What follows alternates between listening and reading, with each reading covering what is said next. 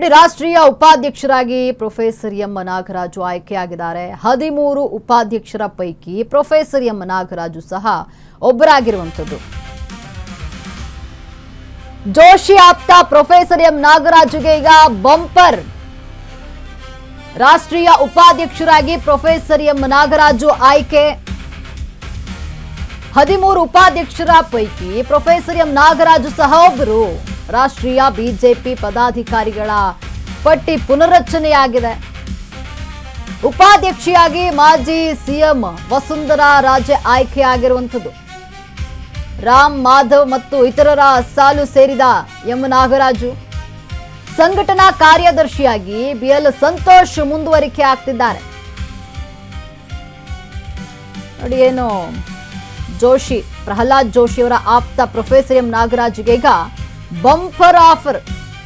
ರಾಷ್ಟ್ರೀಯ ಉಪಾಧ್ಯಕ್ಷರಾಗಿ professor M Nagaraju ಈಗ ಆಯ್ಕೆಯಾಗಿದ್ದಾರೆ. 13 ಉಪಾಧ್ಯಕ್ಷರ ಪೈಕಿ ಪ್ರೊಫೆಸರ್ ನಾಗರಾಜು ಕೂಡ ಒಬ್ರು. ಇಲ್ಲಿ ರಾಷ್ಟ್ರೀಯ ಬಿಜೆಪಿ ಪದಾಧಿಕಾರಿಗಳ ಪಟ್ಟಿಯನ್ನ ಪುನರ್ರಚನೆ ಮಾಡಲಾಗಿದೆ. ಉಪಾಧ್ಯಕ್ಷೆಯಾಗಿ ಮಾಜಿ ಸಿಎಂ ವಸುಂಧರಾ ರಾಜೆ ಆಯ್ಕೆಯಾಗಿರುವಂಥದ್ದು. ರಾಮ್ ಮಾಧವ್ ಮತ್ತು ಇತರರ ಸಾಲು ಸೇರಿದ್ದಾರೆ ಈಗ ಎಂ ನಾಗರಾಜು. ಸಂಘಟನಾ ಕಾರ್ಯದರ್ಶಿಯಾಗಿ ಬಿಎಲ್ ಸಂತೋಷ್ ಆಯ್ಕೆ ಆಗಿರುವಂಥದ್ದು. ಪ್ರೊಫೆಸರ್ ಎಂ ನಾಗರಾಜು ಯಾರು ಅಂತ ನೋಡೋದಾದ್ರೆ ಅವರು ಕರ್ನಾಟಕದ ಶಿಕ್ಷಣ ತಜ್ಞ, ಹಿಂದುಳಿದ ವರ್ಗದ ಕುರುಬ ಸಮುದಾಯದವರಾಗಿದ್ದಾರೆ ಎಂ ನಾಗರಾಜು. ಕರ್ನಾಟಕದಿಂದ ರಾಜ್ಯಸಭೆಗೆ ಅವಿರೋಧವಾಗಿ ಆಯ್ಕೆಯಾದವರೀಗ ಇವರು ಎಂ ನಾಗರಾಜು. 2026ರ ಜೂನ್ನಲ್ಲಿ ಕರ್ನಾಟಕದಿಂದ ರಾಜ್ಯಸಭೆಗೆ ಎಂ ನಾಗರಾಜು ಆಯ್ಕೆಯಾಗಿದ್ರು. ಕೇಂದ್ರ ಸಚಿವ ಪ್ರಹ್ಲಾದ್ ಜೋಶಿರವರ ಆಪ್ತರಾಗಿದ್ದಾರೆ ಎಂ ನಾಗರಾಜು. ಆಪ್ತ ವಲಯದಲ್ಲಿ ಗುರುತಿಸಿಕೊಂಡಿದ್ದಾರೆ. ಧಾರವಾಡ ಮೂಲದ ಪ್ರೊಫೆಸರ್ ಎಂ ನಾಗರಾಜು.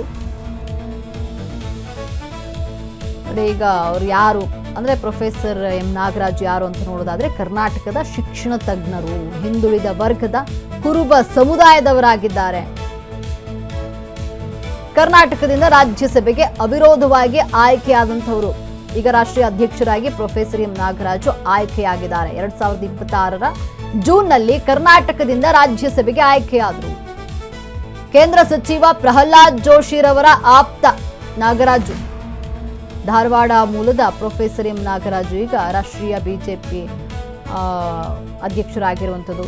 ಉಪಾಧ್ಯಕ್ಷೆಯಾಗಿ ಮಾಜಿ ಸಿಎಂ ವಸುಂಧರಾ ರಾಜೆ ಆಯ್ಕೆಯಾಗಿದ್ದಾರೆ. ಹಿಂದುಳಿದ ವರ್ಗದ ಕುರುಬ ಸಮುದಾಯದವರಾಗಿದ್ದಾರೆ ಪ್ರೊಫೆಸರ್ ಎಂ ನಾಗರಾಜು.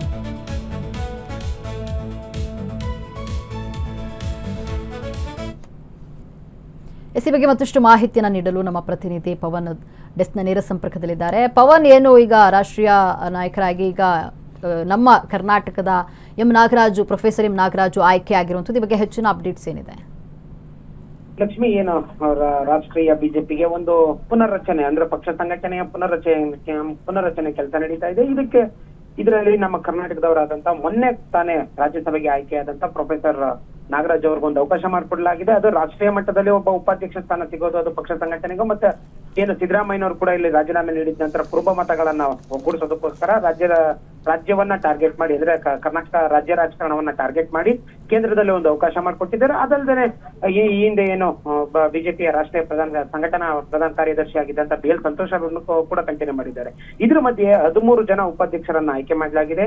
ಈ ಪೈಕಿ ಕೆಲವರು ಉತ್ತರ ಪ್ರದೇಶ ಆಗಿರ್ಬೋದು, ಬೇರೆ ಬೇರೆ ಕಡೆಯವರಿಗೆ ಒಂದು ಆಯ್ಕೆ ಇದನ್ನ ಮಾಡ್ಕೊಳ್ಳಲಾಗಿದೆ. ಮಾಜಿ ಸಂಸದೆ ಸ್ಮೃತಿ ಇರಾನಿಗೆ ಜಾಯಿಂಟ್ ಸೆಕ್ರೆಟರಿಯನ್ನು ಕೊಟ್ಟಿದ್ದಾರೆ. ಮತ್ತೆ ಇನ್ನೊಂದು ಯಾವುದು ಉತ್ತರ ಪ್ರದೇಶದ ಇನ್ಚಾರ್ಜ್ ಸಹ ಮಾಡಿದ್ದಾರೆ. ಅಂದ್ರೆ ಇಷ್ಟು ದಿನ ಏನು ರಾಷ್ಟ್ರ ರಾಜಕಾರಣದಲ್ಲಿ ಏನು ಬಿಜೆಪಿಯನ್ನ ಪ್ರತಿನಿಧಿಸಿದಂತ ಲೀಡರ್ಗಳಿದ್ರಲ್ಲ, ಅವ್ರನ್ನೆಲ್ಲ ಒಂದು ಹಂತಕ್ಕೆ, ಯಾರು ಧರ್ಮೇಂದ್ರ ಪ್ರಧಾನ್ ಆಗಿರ್ಬೋದು, ಮತ್ತೆ ರಾಮ್ ಮನೋಹರ್ ಜೋಶಿ ಆಗಿರ್ಬೋದು, ಪ್ರತಿಯೊಬ್ಬರನ್ನು ಒಂದಂತಕ್ಕೆ ತಳಿ ಹೊಸ ಮುಖಗಳಿಗೆ ಒಂದು ಅವಕಾಶ ಮಾಡಿಕೊಳ್ಳಲಾಗಿದೆ.